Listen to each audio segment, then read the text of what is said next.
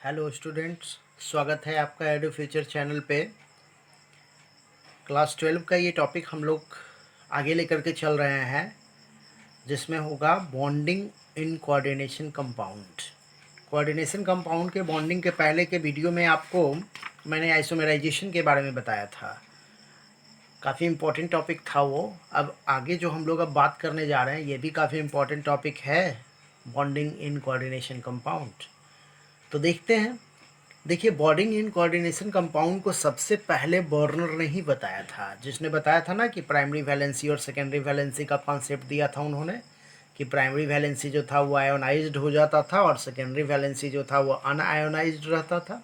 तो कहीं ना कहीं बॉन्डिंग का जो कॉन्सेप्ट था कोऑर्डिनेशन कंपाउंड का, वो बर्नर के द्वारा दिया गया था। आपने जनरल इनऑर्गेनिक केमिस्ट्री में भी आपने बॉन्डिंग पढ़ा होगा 11 क्लास में। तो उसी कॉन्सेप्ट को थोड़ा सा हम लोग यहाँ पे यूटिलाइज करेंगे।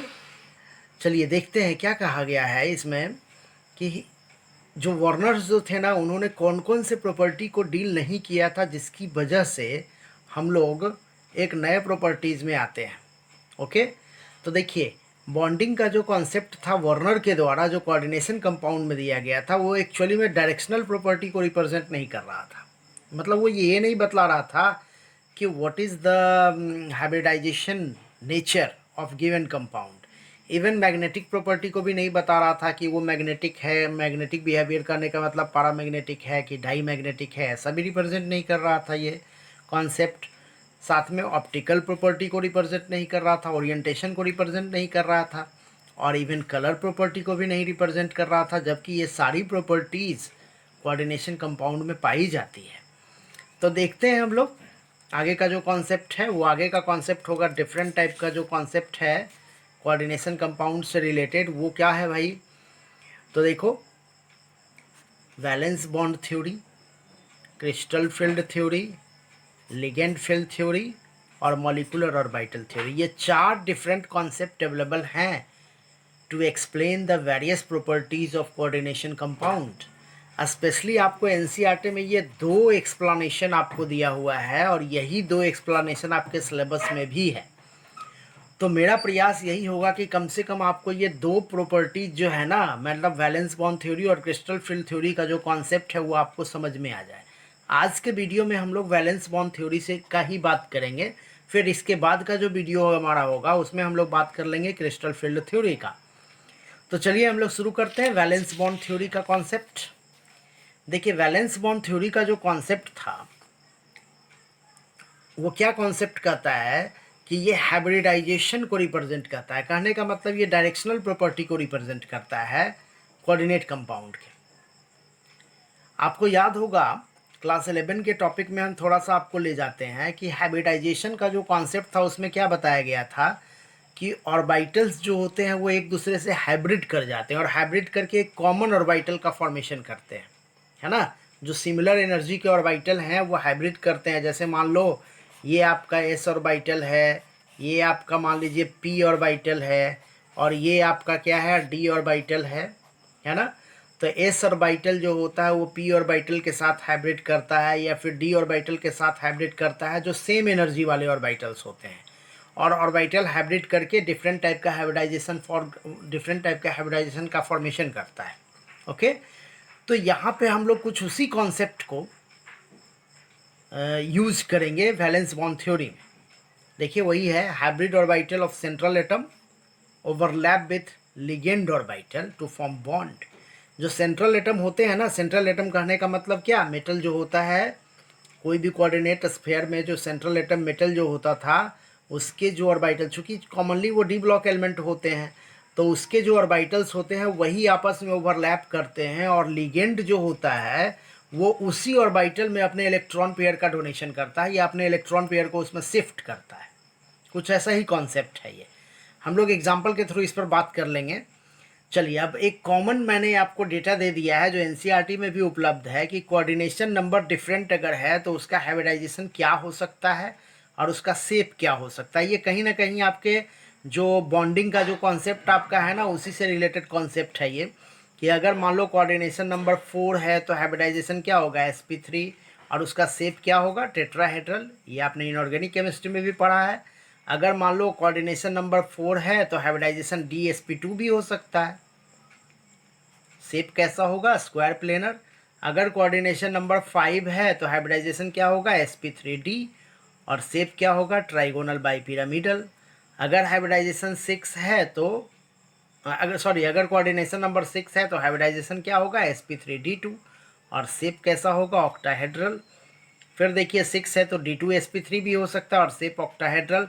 कहने का मतलब अगर 4 कोऑर्डिनेशन नंबर है तो दो टाइप का हाइब्रिडाइजेशन, sp3 और dsp2। कंडीशन मैं बताऊंगा आगे। अगर 5 है तो एक ही टाइप का हाइब्रिडाइजेशन आपको मिलेगा, दैट इज sp3d। और अगर 6 है तो दो टाइप का हाइब्रिडाइजेशन मिलेगा, sp3d2 और d2sp3, एक दोनों ऑक्टाहेड्रल के कॉन्सेप्ट में। ओके, तो चलिए इसी पर हम लोग बात करने जा रहे हैं अब नेक्स्ट में।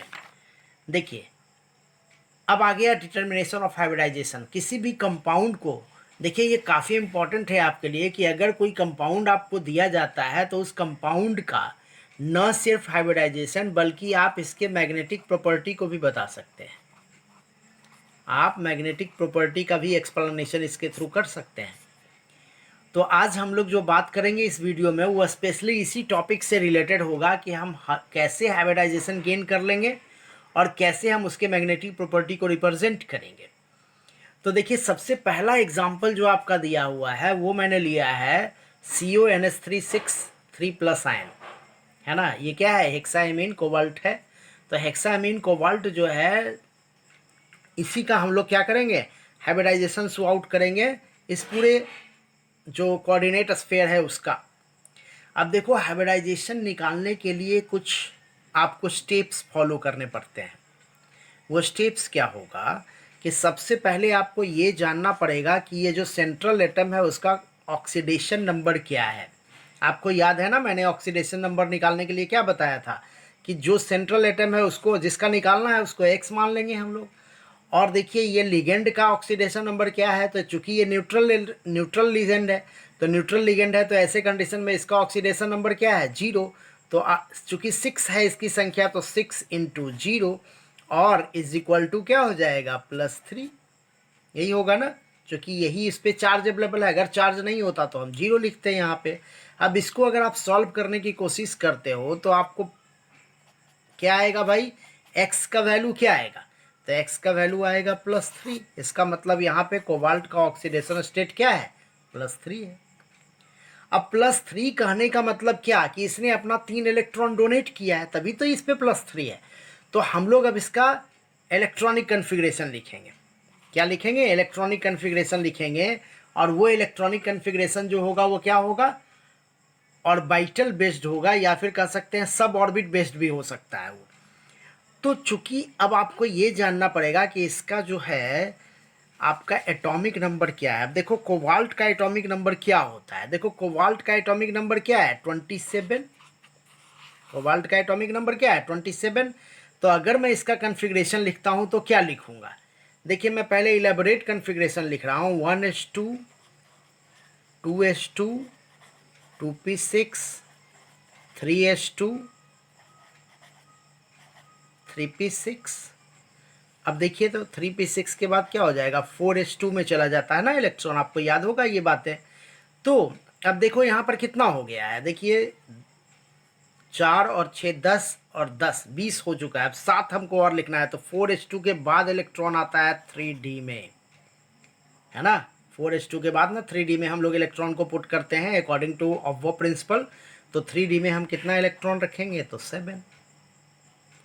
अब देखिए 3d तो अंदर का ऑर्बिटल है। देखो अगर हम लोग ऑर्बिट को देखते हैं तो ये मेरा k ऑर्बिट था, ये मेरा l ऑर्बिट है, और ये देखिए मेरा क्या है, m ऑर्बिट है, और ये मेरा क्या है, n ऑर्बिट है। तो n ऑर्बिट में कितने सब ऑर्बिट होते हैं, तो क्या होता है, s p और d, 3 सब ऑर्बिट होता है ना n ऑर्बिट में, याद है आपको। जरा सा मैं यहाँ बता दूँ, s ऑर्बिट में k में कितना, एक ऑर्बिट, एक सब ऑर्बिट, k ऑर्बिट में एक सब ऑर्बिट मिलता है, l में क्या मिलता है, 2 सब ऑर्बिट मिलता है, s और p, और m में आपको 3 मिलता है ना, s p और d, देखिए 3। और n में एक और होता है, दैट इज f। n में कितना होता है? 4। ओके, तो अब हम लोग क्या करते हैं कि जब आपने ये कॉमन कॉन्फ़िगरेशन लिख लिया, अब आपको क्या करना है? कोबाल्ट 3+ का कॉन्फ़िगरेशन लिखना है। देखो, आप कोशिश ये करो कि ये लास्ट वाला कॉन्फ़िगरेशन लिखो। बाहर का जो अंदर के कॉन्फ़िगरेशन लिखने से इसमें कोई फ़ायदा नहीं होने जा रहा है आपको। मतलब 20 के बाद वाला आप कॉन्फ़िगरेशन लिख सकते हो। तो बेसिकली अगर मैं वही लिखूं तो इसको मैं क्या लिख सकता था? देखिए, तो इसको हम लिखते हैं 20 किसका होता है? आर्गन का। तो आर्गन को ऐसे करते हैं ना, और लास्ट में क्या लिखेंगे? 3d7 और 4s2। इसी तरह से लिखते हैं हम लोग, याद होगा आपको। तो अगर मैं इसका कॉन्फ़िगरेशन लिखता हूँ, CO3+ का कॉन्फ़िगरेशन लिखता हूँ, तो मैं क्या लिखूंगा? आर्गन, और ये क्या हो जाएगा? देखिए, तो 3d7 और 4s2। 3+ मतलब 2 इलेक्ट्रॉन कहाँ से निकलेगा? इससे, और 1 इलेक्ट्रॉन हमारा इससे निकलेगा। तो ये क्या हो जाएगा? 3d6 और 4s0। अब 4s0 होगा तो इसमें 4p भी तो 0 हो सकता है ना? 4d भी क्या होगा? 0, क्योंकि ये ऑर्बिटल तो ऑलरेडी प्रेजेंट है इसके अंदर, है ना? तो अब देखो, इसी को हम लोग इलेबोरेट फॉर्म में लिखेंगे। कहने का मतलब हम लोग ऑर्बिटल के फॉर्म में लिखेंगे। अब देखिए, मेरा 3d6 क्या है? देखिए, 3d6 को हम लोग कैसे रिप्रेजेंट करेंगे? डी में 5 स्पेसेस अवेलेबल होते हैं, 5 ऑर्बिटल्स होते हैं, है ना? ये मेरा हो गया 4s, ये हो गया हमारा 4p, 3 होगा इसके अंदर, और ये मेरा हो गया 4d। फिर से 4d मैं लिख रहा हूँ, तो क्या हो जाएगा? 1 2 3 4। ओके, तो ये मेरा क्या था? 3d6 यहाँ हम रखेंगे, ये हो जाएगा 4s0, ये हो जाएगा 4p0, और ये 4d भी 0। ओके, अब चलिए आगे बढ़ते हैं हम लोग। अब देखो, 3d6 कहने का मतलब अगर हम लोग इलेक्ट्रॉन को रखेंगे, देखो 3d7 में कैसा इलेक्ट्रॉन रखा हुआ था, पहले ज़रा ये आप जान लीजिए। ये अगर आपका डी ऑर्बिटल है तो इलेक्ट्रॉन को कैसे रखते हैं? 1 2 3 4 5 6 और 7, इस तरह से रखते हैं ना? तो अब 4s2 मेरा ये है, देखिए 1 2, तो 2 इलेक्ट्रॉन यहाँ से निकलेगा, और देखिए 1 इलेक्ट्रॉन ये वाला निकलेगा, 2 इलेक्ट्रॉन ये निकला और 1 इलेक्ट्रॉन ये निकला। तो मेरा बचा क्या? 3d6 हम कैसे लिखेंगे? 1 2 3 4 5 और 6। 4s मेरा 0, ये 0। अब देखो, इसके साथ क्या अटैच है? NH3 अटैच है। कितनी संख्या में अटैच है? NH3 कितनी संख्या में अटैच है? तो इसकी संख्या है 6। अब देखो, NH3 जो है मेरा, उसके पास लोन पेयर इलेक्ट्रॉन्स है, और ये लोन पेयर इलेक्ट्रॉन जो होगा वो कहाँ डालेगा? वो इसी वैकेंट ऑर्बिटल में अपने लोन पेयर इलेक्ट्रॉन को डालेगा। लेकिन इसको समझने के लिए हमको कुछ और भी बात समझना पड़ेगा। ये तो हम लोग समझ रहे हैं, इस बात को हम लोग समझ रहे हैं, लेकिन इसको कुछ और हम लोग समझ रहे हैं। क्या क्या समझना है हमको? कि NH3 जो आपका लोन पेयर इलेक्ट्रॉन डालेगा ना, वो किस ऑर्बिटल में डालेगा? कौन से वैकेंट ऑर्बिटल में ये अपना लोन पेयर इलेक्ट्रॉन डालेगा? हम लोग इस चीज़ को समझ रहे हैं। अब देखिए, इस चीज़ को समझने के लिए आपको दो बातें पहले समझनी पड़ेगी क्रिस्टल फील्ड थ्योरी में, सॉरी, ये वैलेंस बॉन्ड थ्योरी में। एक होता है जिसको हम लोग बोलते हैं स्ट्रॉन्ग फील्ड लिगेंड, और एक होता है वीक फील्ड लिगेंड। ये दो बातें आपको समझनी है। देखिए, स्ट्रॉन्ग फील्ड लिगेंड क्या होता है? ये वो लिगेंड होता है जो जिसका कि इलेक्ट्रॉनिक रिपल्सन फोर्स जो होता है बहुत हाई होता है। हाई इलेक्ट्रॉनिक फोर्स ऑफ क्या? रिपल्सन। जबकि इसका क्या होता है? Weak electronic force of repulsion. Okay, अगर मैं एनसीईआरटी के हिसाब से बात करूं तो स्ट्रॉन्ग फील्ड लिगेंड जो है उसमें आपको बस दो चीज़ आप याद रखिए, दो ही आप लिगेंड याद रखिए अभी फ़िलहाल, NH3 और साइनाइड, ये दो आपको फ़िलहाल अभी याद रखना है। वहीं पे वीक फील्ड को अगर हम लोग आते हैं तो इसमें आप याद रखिए फ्लोराइड आयन और क्लोराइड आयन। ओके, ये फ़िलहाल अभी आपको फ़िलहाल के लिए दो याद रखना है। दो आप स्ट्रॉन्ग फील्ड याद रखो और दो आप वीक फील्ड याद रखो। स्ट्रॉन्ग फील्ड क्या करता है भाई, high electronic force of repulsion provide करता है, जबकि वीक फील्ड जो होता है वो क्या होता है, लो इलेक्ट्रॉनिक फोर्स है, मतलब ये इलेक्ट्रॉन को ये पेयरिंग करने में नहीं देगा। कहने का मतलब मेरा ये है, अब ज़रा ध्यान देना, मान लो 3D ऑर्बिटल ये मेरा है,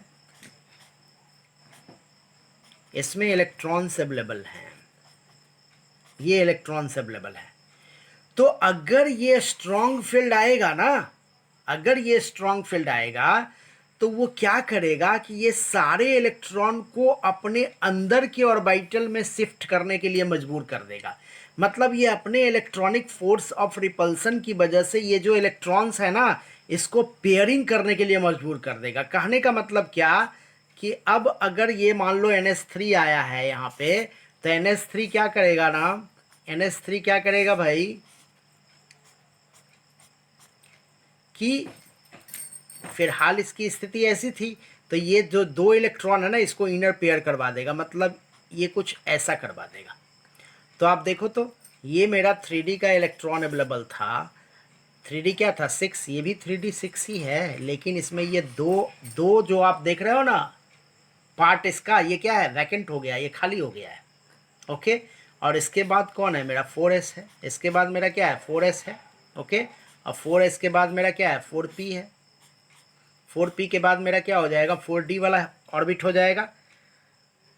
तो अगर NH3 या साइनाइड आएगा तो क्या करेगा ये जो सेंट्रल एटम है ना, उस सेंट्रल एटम के इलेक्ट्रॉन को क्या कर देगा, रिपेल करेगा और उसको मजबूर कर देगा टू बिकम पेयरिंग करने के लिए मजबूर कर देगा वो। तो जब पेयरिंग करने के लिए मजबूर कर देगा तो क्या होगा, नेक्स्ट वाला जो ऑर्बिटल मेरा होगा वो खाली हो जाएगा, वैकेंट हो जाएगा।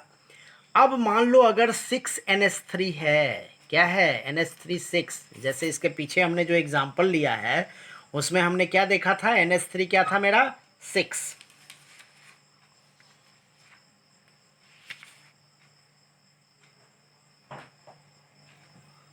देखिए यही मैं ले रहा था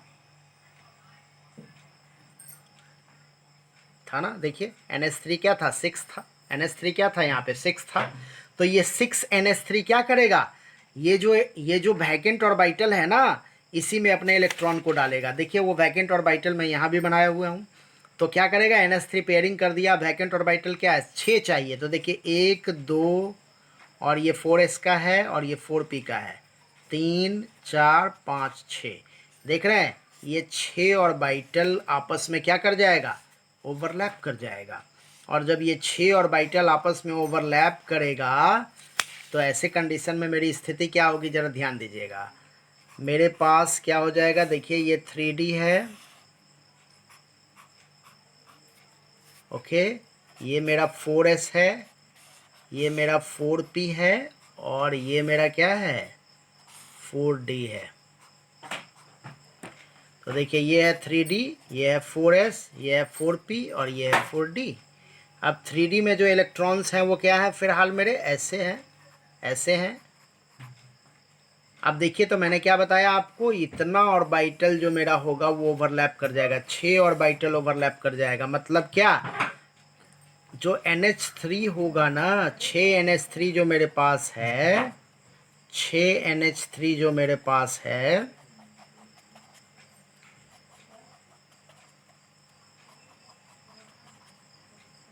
देखिए ये अपना इलेक्ट्रॉन इसमें डालेगा, ये अपना इलेक्ट्रॉन इसमें डालेगा, ये अपना इलेक्ट्रॉन इसमें देगा, ये अपना इलेक्ट्रॉन इसमें देगा, ये अपना इलेक्ट्रॉन इसमें देगा और ये अपना इलेक्ट्रॉन इसमें देगा।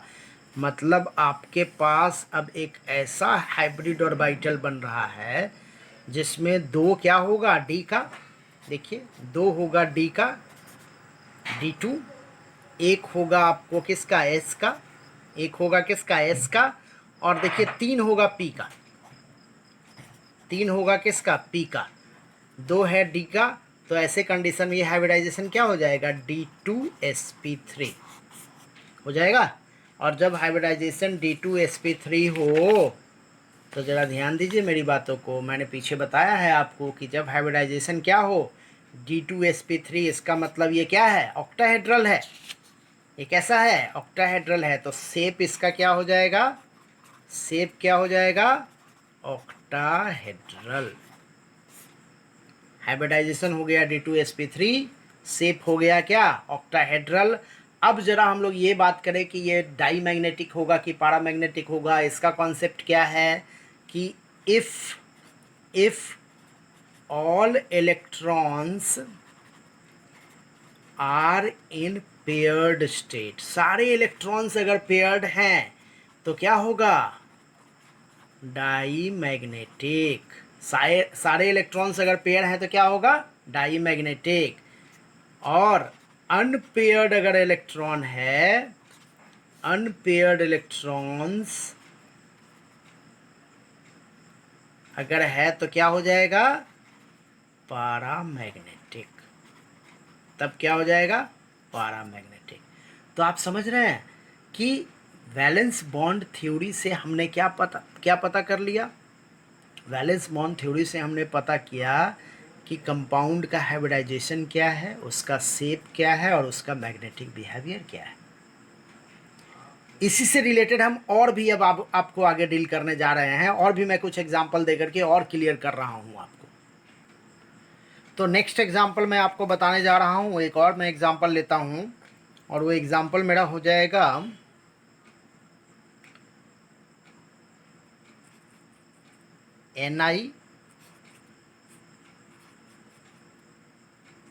NiCN4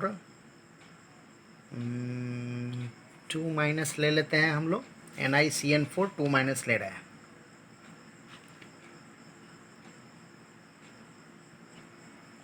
तो NiCN4 2- नहीं, माइनस नहीं, ये प्लस होगा, सॉरी। NiCN4 2+ ले रहे हैं हम लोग। मतलब क्या है, टेट्रा साइनाइड है, या साइनो बोलेंगे हम लोग, टेट्रा साइनाइडो निकेल है ना। तो देखिए, इस अगर कोऑर्डिनेट स्फीयर में हम लोग देखें तो हम पहले ये जानना चाहेंगे कि हमारा निकेल जो है उसका ऑक्सीडेशन नंबर निकालना है। फर्स्ट स्टेप क्या है, oxidation number of central atom. सबसे पहला मेरा स्टेप यही होना है। तो सेंट्रल एटम का ऑक्सीडेशन नंबर कैसे निकलेगा, फिर से मैं बता रहा हूँ आपको। देखिए यहाँ पे इसको हम x मान लेंगे, और जो इसका क्या हो जाएगा, Cn का मैंने बताया है आपको -1 होता है। तो x + 4 × -1 इज इक्वल टू क्या हो जाएगा, ये चार्ज मेरे ऊपर आ जाएगा, तो क्या हो जाएगा, +2। ओके, अब इसको हम सॉल्व करेंगे तो क्या हो जाएगा, x - 4 is equal to +2, then x is equal to what, +2। इसका मतलब इसका ऑक्सीडेशन स्टेट क्या है, +2 है। अब जब ऑक्सीडेशन स्टेट आ गया तो हम क्या लिखेंगे, इलेक्ट्रॉनिक कन्फिग्रेशन। हम क्या लिखेंगे, इलेक्ट्रॉनिक कन्फिग्रेशन। तो इलेक्ट्रॉनिक कन्फिग्रेशन के लिए हमको क्या पता करना है कि Ni जो है उसका एटॉमिक नंबर क्या होता है।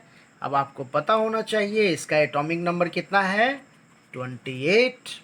और जब 28 है इसका मतलब क्या, आर्गन, आर्गन तो लिखेंगे ही लिखेंगे, और क्या हो जाएगा, 4s2 और 3d8, यही होगा आपका कन्फिग्रेशन।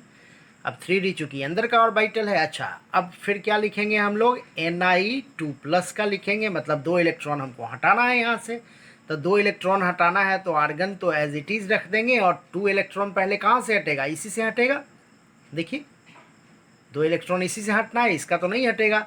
तो क्या हो जाएगा, 4s0 और 3d8 एज इट इज हो जाएगा। ओके, अब देखिए इसका कन्फिग्रेशन को हम लोग ऑर्बिटल में लिख देंगे। देखिए मैं पूरा स्टेप बाय स्टेप बता रहा हूँ। तो ऑर्बिटल में जब Ni2+ को ऑर्बिटल में लिखेंगे तो हम क्या लिखेंगे, देखिए पहले 3D लिखना है, तो 3D जो है वो क्या है भाई, देखिए ये 3D हो गया, 1 2 3 4, ये हो गया 4s, और 4s के बाद फिर क्या होगा, 4s के बाद फिर क्या होगा 4p, और ये 4d हो सकता है ना। 4p में 3 और 4d में 1 2 3 4 5 होता है इसमें। ओके, मैं लिख देता हूँ, ये है 3d, ये है 4s, ये है 4p, और ये क्या है 4d। तो Ni2 प्लस जब हुआ तो 4s तो 0 हो गया, और 3d में कितना हो गया 8, तो 1 2 3 4 5 6 7 और 8, यही होगा ना। ओके, अब जरा देखिए साइनाइड क्या है, ये स्ट्रॉन्ग फील्ड लिजेंड है या वीक फील्ड लिजेंड है। देखो मैंने अभी आपको बताया ना, साइनाइड जो है वो क्या है, ये क्या है स्ट्रॉन्ग फील्ड लिजेंड है, और जब स्ट्रॉन्ग फील्ड लिजेंड है तो क्या करता है, वो इलेक्ट्रॉन को पेयरिंग के लिए मजबूर करता है ना, मतलब प्रोवाइड क्या, इनर पेयरिंग, ये इनर पेयरिंग को करवाएगा। जब इनर पेयरिंग करवाएगा तो मेरा अगली स्थिति देखिए मेरे पास क्या हो जाएगी कि 3D जो आप देख रहे हो 1 2 3 4, ये मेरा 4s है, ये मेरा 4p है, और ये मेरा 4d है ना। 3D 4s 4p 4d। अब देखो तो क्या होगा, जब यही इलेक्ट्रॉन ना पेयरिंग करेगा, इसमें इनर पेयरिंग का मतलब यही इलेक्ट्रॉन पेयरिंग करेगा, तो डी का एक ऑर्बिटल खाली हो जाएगा ना, तो बचेगा क्या मेरे पास, देखो 1 2 3 4 5 6 7 8, देखो एक डी ऑर्बिटल बच गया ना। और साइनाइड जो है वो क्या है, साइनाइड के पास लोन पेयर इलेक्ट्रॉन है, तो कितने साइनाइड हैं, तो 4 है। तो देखिए साइनाइड 4 इलेक्ट्रॉन, 4 साइनाइड मिलेगा आपस में, 4 साइनाइड जो है वो अपना लोन पेयर इलेक्ट्रॉन देगा, तो कहाँ देगा ये 4 साइनाइड अपना लोन पेयर कहाँ देगा, देखो एक एक देगा, इस देखो इतना जो है, देखो 4 1 2 3 4, देख रहे हो, इतना हिस्सा एक दूसरे के साथ क्या कर जाएगा, हाइब्रिडाइज कर जाएगा। मतलब जो मेरा सेंट्रल एटम था ना, उसके इतने ऑर्बिटल आपस में एक दूसरे के साथ मिल जाएंगे, तो मिल करके ये क्या बनाएंगे 1 2 3 4, तो 1 2 3, देखिए एक बनाएगा डी, एक बनाएगा एस, और 2 बनाएगा पी, तो हाइब्रिडाइजेशन क्या होगा DsP2, क्या हाइब्रिडाइजेशन हो जाएगा DsP2। अब जब हाइब्रिडाइजेशन इसका DsP2 हो गया तो इलेक्ट्रॉन देखिए, साइनाइड अपना इलेक्ट्रॉन देखिए, 4 साइनाइड अपना इलेक्ट्रॉन इस तरह से इसके अंदर डाल देगा, शिफ्ट कर देगा अपने इलेक्ट्रॉन को। अब मैं बात कर रहा हूँ, ये देखिए जब हाइब्रिडाइजेशन DsP2 हो गया तो इसका शेप क्या होगा, जरा देखते हैं फिर से। देखिए हाइब्रिडाइजेशन अगर हो गया DsP2 तो शेप क्या हो जाएगा, स्क्वायर प्लेनर। शेप क्या हो जाएगा इसका, square planar, square planar, shape इसका हो जाएगा स्क्वायर प्लेनर। अब क्या ये डाईमैग्नेटिक है, क्या ये डाईमैग्नेटिक है या पैरामैग्नेटिक है, डाईमैग्नेटिक है कि पैरामैग्नेटिक है, जरा ये देख लें। तो देखो तो क्या आपको कोई भी इलेक्ट्रॉन अनपेयर्ड मिल रहा है क्या पूरे पूरे सिस्टम में, देख रहे हैं। जब इसने पेयरिंग कर लिया तो देखिए इसको देखना है और इस पूरे को देखना है, क्या इस दोनों में कहीं आपको अनपेयर्ड इलेक्ट्रॉन मिल रहा है, नहीं मिल रहा है। अगर अनपेयर्ड इलेक्ट्रॉन नहीं है तो क्या है, डाईमैग्नेटिक है, और अगर ये अनपेयर्ड इलेक्ट्रॉन नहीं है तो डाईमैग्नेटिक है। और अगर इसमें क्या होता, अनपेयर्ड इलेक्ट्रॉन होता, तब ये पैरामैग्नेटिक होता। तो यहाँ से हमको क्या पता चल रहा है कि ये जो मेरा कोऑर्डिनेट स्फीयर है वो क्या है, डाईमैग्नेटिक है, क्योंकि अनपेयर्ड इलेक्ट्रॉन की संख्या नहीं है इसमें।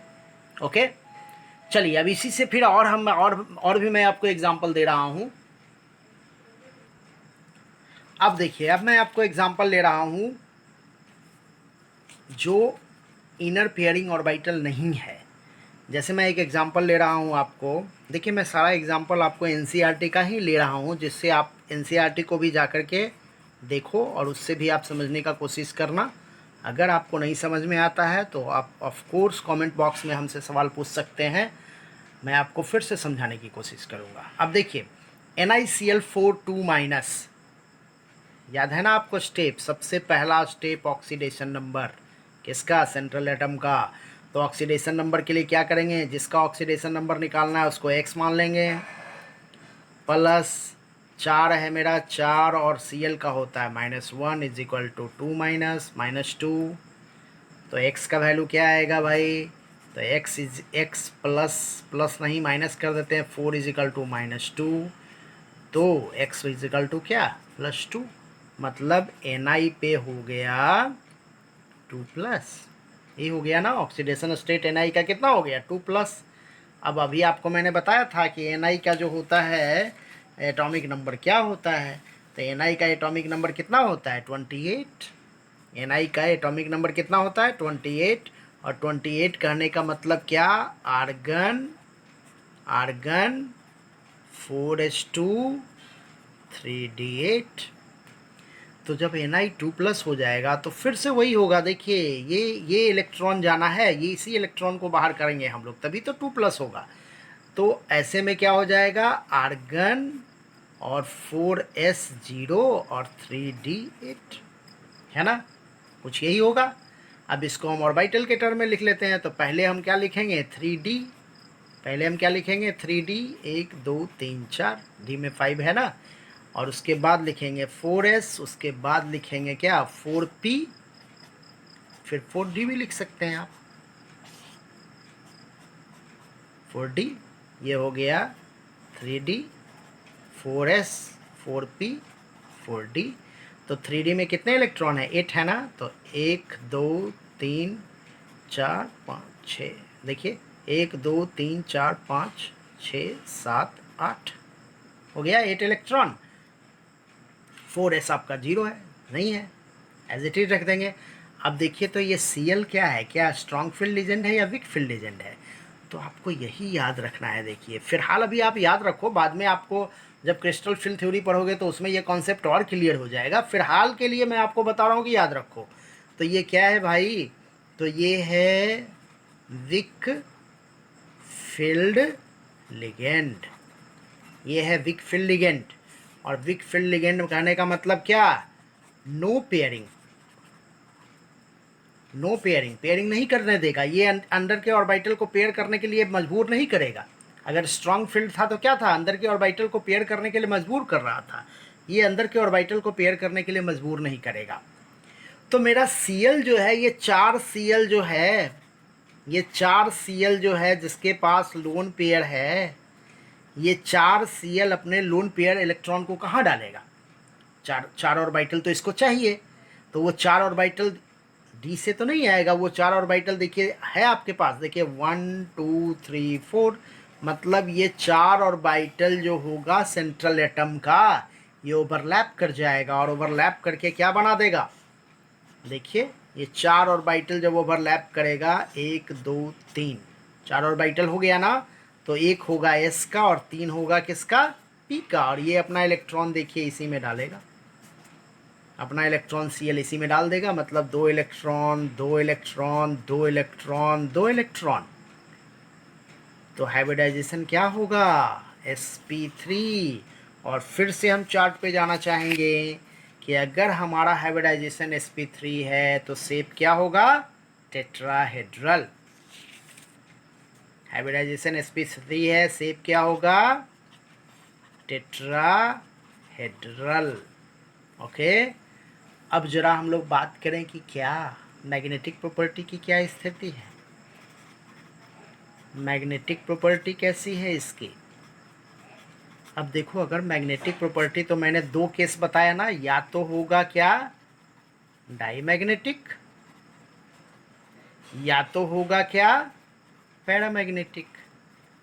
मैंने अभी आपको कंडीशन भी बताया कि कब होगा डाईमैग्नेटिक और कब होगा paramagnetic.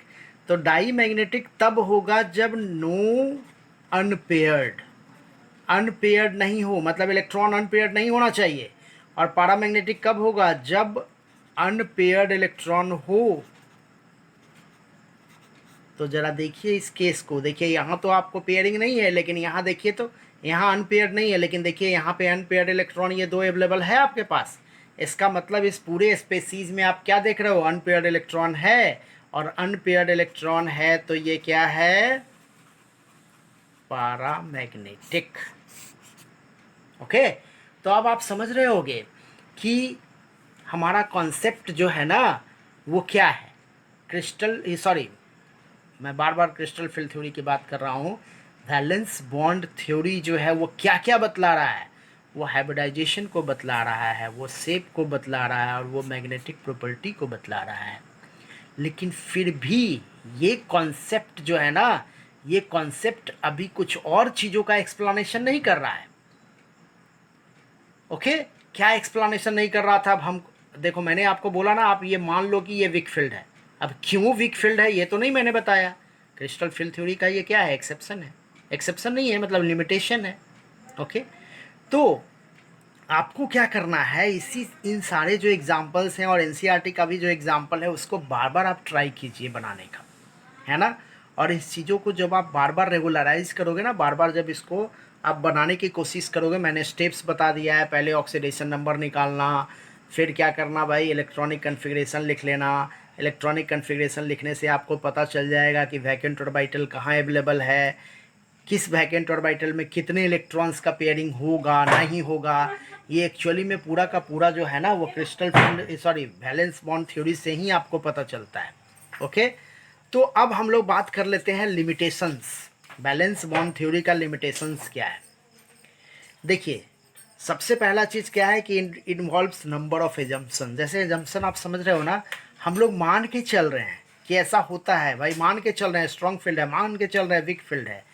Plus not explain colour property. अभी तक हमने कलर प्रॉपर्टी का बात नहीं किया, हमने उसके मैग्नेटिक प्रॉपर्टी का बात किया, हमने उसके ये शेप का बात किया, हमने हाइब्रिडाइजेशन का बात किया। कलर प्रॉपर्टी को डील नहीं करता है। Plus it does not give quantitative interpretation of the thermodynamic stability, है ना। ये थर्मोडायनेमिक और kinetic stability of coordinate compound को डील भी नहीं करता। ये नहीं बतलाता है कि how does a coordinate compound get stabilize. साथ में ये भी चीज़ को नहीं बताता, it does not make exact prediction of the directional property of the coordination number. जैसे देखो, कोऑर्डिनेशन नंबर अगर 4 है तो आप क्या एग्जैक्टली कह सकते हो कि क्या ये टेट्राहेड्रल है या स्क्वायर प्लेनर है। आप इसको एकदम 100% आप डायरेक्टली नहीं बता सकते हो। तो ये इस चीज़ को भी डील नहीं कर रहा है।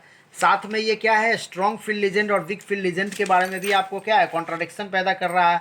अब चूंकि अभी तक मैंने आपको बताया कि भाई आप मान लो कि ये स्ट्रॉन्ग फील्ड है, आप मान लो कि ये वीक फील्ड है, लेकिन आपको अगर कोई भी अगर मान लो कंपाउंड या कोई भी अगर आपको लिगेंड आपके सामने दे दिया जाए, तो आप कैसे पता करोगे कि वो वीक फील्ड है कि स्ट्रॉन्ग फील्ड है। तो इस चीज़ का भी एक्सप्लेनेशन आपको वैलेंस बॉन्ड थ्योरी में नहीं मिलता है। और ये काफ़ी इंपॉर्टेंट क्वेश्चन है, ध्यान रखिएगा, बोर्ड में ये क्वेश्चन आ सकता है आपको कि what are the various limitations of valence bond theory. Okay, तो इस तरह से हमने आज आपको बता दिया वैलेंस बॉन्ड थ्योरी। इसके बाद का जो हमारा वीडियो होने जा रहा है वो होगा क्रिस्टल फील्ड थ्योरी, और उससे भी रिलेटेड क्वेश्चंस आते हैं। बहुत ही इंपॉर्टेंट थ्योरी माना जाता है कोऑर्डिनेशन कंपाउंड में। तब जा कर के ये जो चैप्टर आपका होगा वो फिनिशिंग की तरफ बढ़ जाएगा। तो इस तरह से बहुत बहुत धन्यवाद आप लोगों का एडू फ्यूचर चैनल पे बने रहने के लिए। अगर आपको ये चैनल पसंद आ रहा है, अगर आपको इसका कॉन्सेप्ट पसंद आ रहा है, तो अपने दोस्तों के साथ ज़रूर से ज़रूर शेयर कीजिए। धन्यवाद।